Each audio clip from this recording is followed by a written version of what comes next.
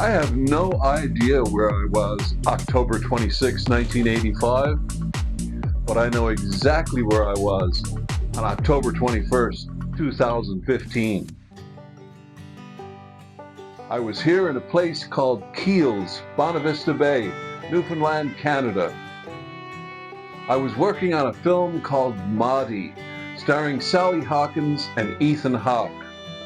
Now, our little film crew easily tripled the population of Keels. Now, it's not that we had such a big film crew. The population of Keels is only 60.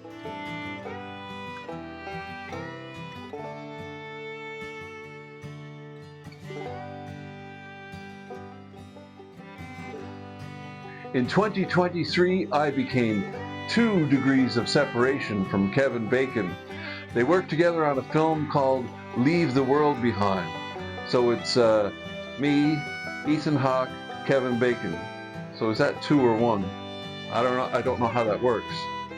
Until today, I didn't know that it was a thing on the internet that people couldn't tell Ethan Hawke and Kevin Bacon apart. Maudie is the story of folk artist Maude Lewis. She lived with her husband Everett in a tiny little house in Nova Scotia, Canada. She's quite well known in Canada, and her work even hung in Richard Nixon's White House.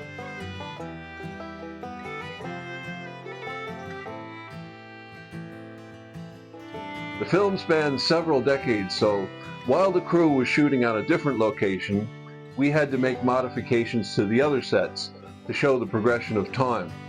This is our version of Maude and Everett's house, and I had to make at least 4 of these doors. There's 2 doors there. I had to make 4 of each one, and they were progressively painted as Maudie in the story paints more and more on the doors.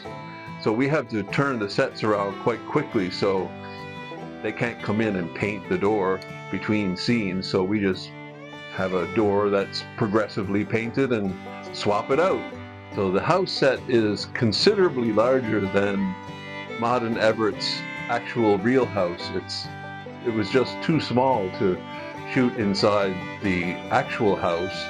To replicate it at its real size, we just wouldn't be able to shoot inside of it. The camera crew would just take up too much room. But all the walls came away. They're called wild walls.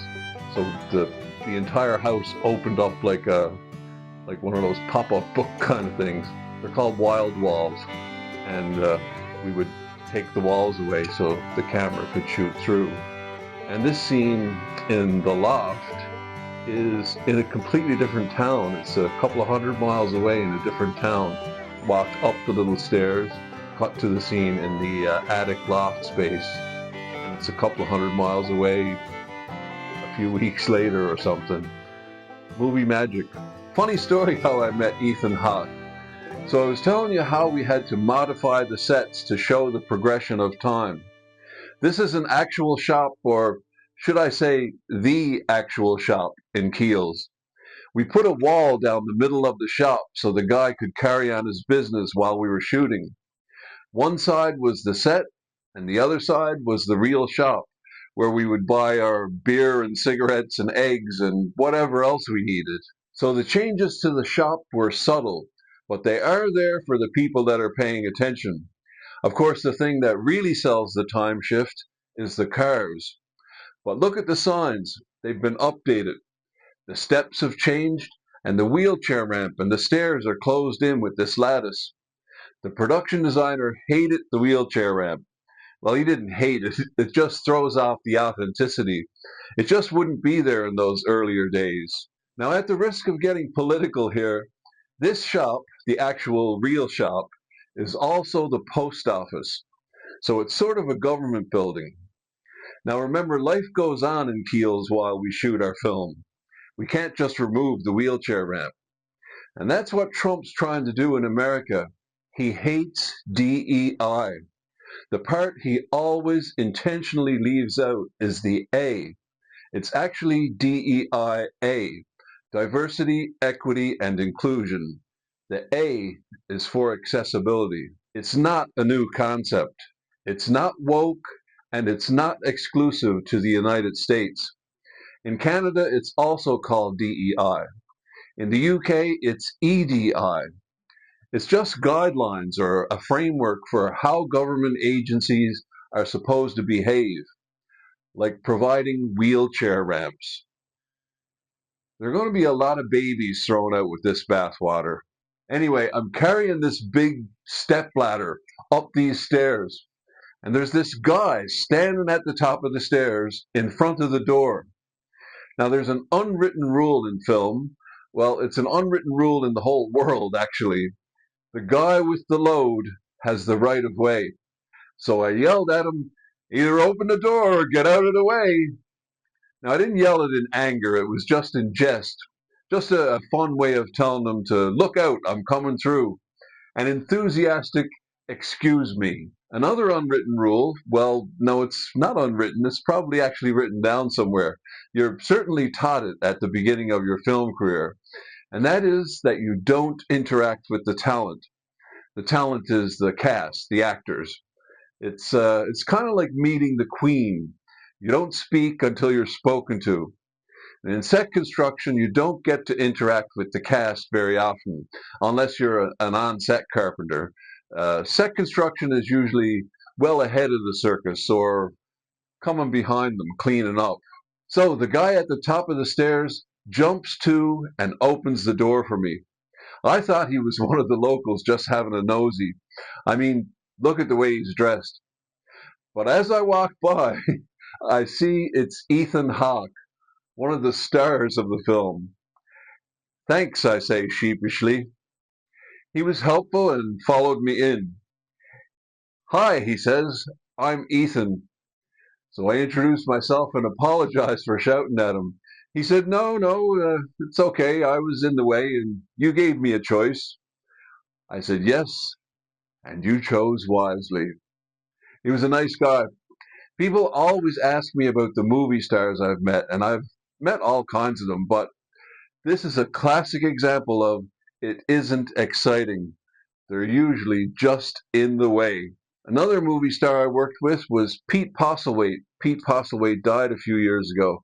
Really nice guy, and we worked on a film together called The Divine Ryans. And I only mention that because you always see me with this hat on. And this was the swag, the crew gift from the movie The Divine Ryans. So that's where I was on October 21st, 2015. Now, why would I remember that? Well, I was sharing accommodations with one of the art directors. And that morning at breakfast, he says, do you know what today is? And I said, no. He said, it's the day they go to in the future, and Back to the Future too. Working in film and television is like time travel. I've worked on everything from 17th century dramas to science fiction movies. So it really is like time travel. This was supposed to be a This Day in History video, not that day in history that we talked about, October 21st, 2015. It was supposed to be about something that happened on March 10th. The Blanketeers? I think I'm saying that right. Anyway, that'll have to be another This Day in History, because right now I've got to get ready for the Sailmakers Market. Sailmakers Market is every third Sunday of the month, and I have to print up a bunch of these bee mugs that I make. It's a mosaic I made, and I'll have one of the mosaics at the market as well. But I print the mosaic mugs, the Manchester bee. We live here in Greater Manchester now, and it's a place called Sale, and it's the Sale Makers Market every third Sunday of the month. So why don't you come by and say hello? And if you want to support the things we do here, like help us in buying tram tickets and things like that, because it gets a little expensive going on these adventures. Although we didn't go far today. Well, we went all the way to keels in Bonavista, Newfoundland, didn't we?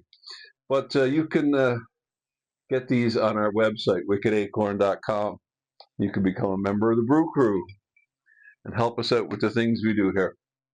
Anyway, this is usually a this day in history, but not today. We'll have to cover that story on another day. Thanks a lot, and we'll see you in the next one.